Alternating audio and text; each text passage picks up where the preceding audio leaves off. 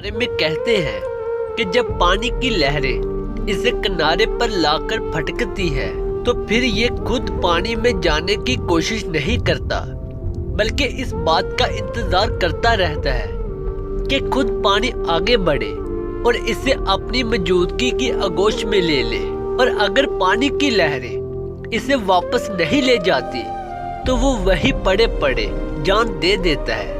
हालांकि जरा सी कोशिश भी इसे पानी में ले जाने के लिए काफी होती है।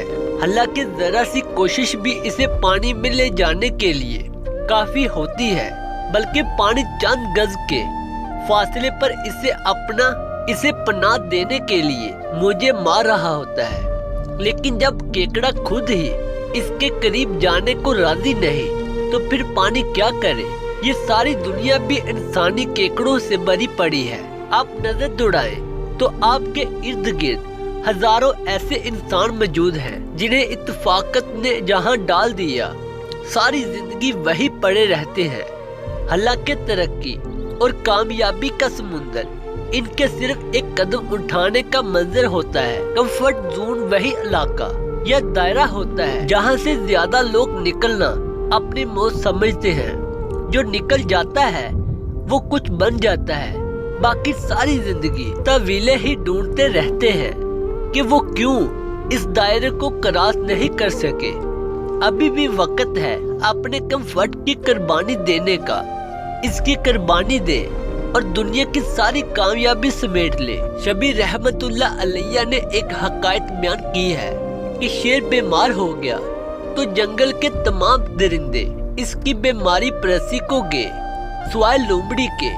भेड़िए ने कहा, ऐ बादशाह सलामत, आप बीमार हुए तो हम सब आपकी बीमार परसी को हाजिर हुए सुवाए लोमड़ी के। शेर ने कहा, जब वो आए हमें याद दिला देना, हम इसको पूछेंगे।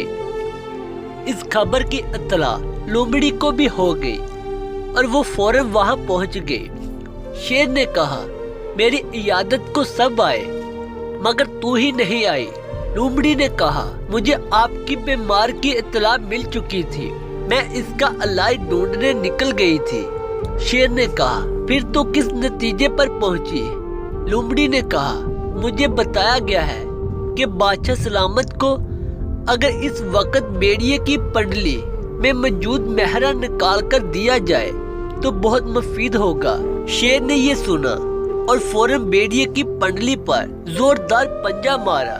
लोमड़ी ये देखते ही वहां से सिरक गई और जंगल के रास्ते पर आकर बैठ गई।